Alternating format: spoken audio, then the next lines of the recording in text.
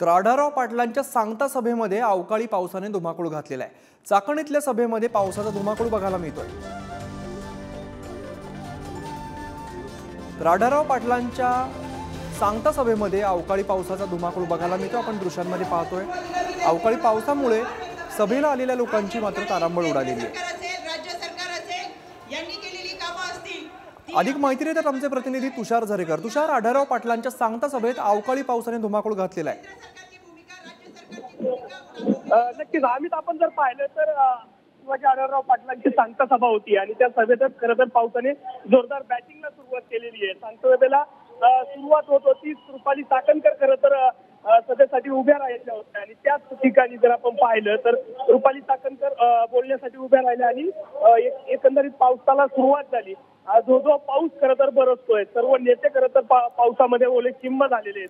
संपूर्ण जो मैदान आहे त्या मैदानामध्ये पावसाने पाणी साचल्याचं एकंदरीत पाहायला मिळतंय। समोर जे लोक जे बसले होते ते सर्व पावसाच्या याने आडोशाला उभे राहण्यासाठी बाजूला पळालेले आहेत। पण एकंदरीत जर आपण पाहिलं तर पावसाने ही जी बॅटिंग केलेली आहे ती जोरदार बॅटिंग केलेली आहे आणि अजित पवारांनी आज या चाकणच्या या मार्केट यार्डमध्ये आज पूर्णपणे ओलेचिंब होऊन आता भाषण करण्यासाठी काही वेळात अजित पवार उभे राहतील। त्याआधी उर्वरित जे नेते आहेत त्यांची खरं तर भाषणं सुरू आहेत आणि या भाषणामध्ये ते नेते काय बोलतात हे पाहणं तितकंच महत्वाचं ठरणार आहे। मात्र ओलेचिंब झालेले अजित पवार आज कोणावरती निशाणा साधतायत आणि कोणाला ते टार्गेट करतात हेही तुषार, दृश्यांमध्ये दिसतंय अनेक लोक भिजताना दिसतात। अजित पवार भिजल्याचं सुद्धा कळतंय। यापूर्वी शरद पवार साताऱ्यामध्ये भिजले होते, त्यांनी तसं भाषण केलं होतं। आता इकडे काय परिस्थिती आहे? नक्कीच आम्ही एकंदरीत जर आपण पाहिलं तर अजित पवार हे स्टेजवरतीच बसलेले आहेत आणि स्टेजवरती बसले असतानाच खरं तर हा पाऊस सुरू झालेला आहे।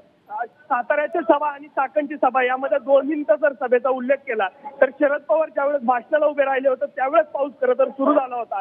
मात्र आता स्टेजवरती अजित पवार ज्यावेळेस पोहोचले त्याच्यानंतर काही मिनिटातच खरं तर पावसाला सुरुवात झालेली आहे आणि या संपूर्ण पावसामध्ये अजित पवार असतील, त्यानंतरून रुपाली चाकणकर असतील, दरेकर असतील, अशा अनेक नेते खरं तर यामध्ये भिजल्याचं एकंदरीत पाहायला मिळते। अनेक जण खरं तर या सभेच्या ठिकाणी उपस्थित झालेले आहेत, ते या ठिकाणी आल्याचं पाहायला मिळतंय। मोठ्या संख्येने खरं तर कार्यकर्ते या संपूर्ण परिसरामध्ये जमले होते आणि आता जर आपण पाहिलं तर अजित पवार ओलेचिंब झाल्याचं एकंदरीत आपल्याला पाहायला मिळतंय आणि ते जागा तरी ओलेचिंब होऊनही त्यांनी खरं तर जागा सोडलेली नाहीये।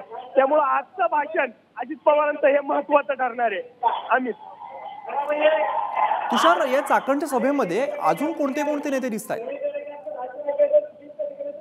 नक्कीच एकंदरीत जर आपण पाहिलं तर या चाकणच्या सभेमध्ये अनेक नेते खरं तर उपस्थित राहणार आहेत आणि यामध्ये एकंदरीत जर आपण पाहिलं तर कोण बोलतंय काय बोलतंय हे पाहणं खरं तर महत्वाचं ठरणार आहे आणि कोणाला टार्गेट केलं जातंय हेही पाहणं महत्वाचं ठरणार आहे। अमित, निश्चित तुषार, धन्यवाद या सगळ्या सविस्तर माहितीसाठी। वेळोवेळी अपडेट्स घेत राहू।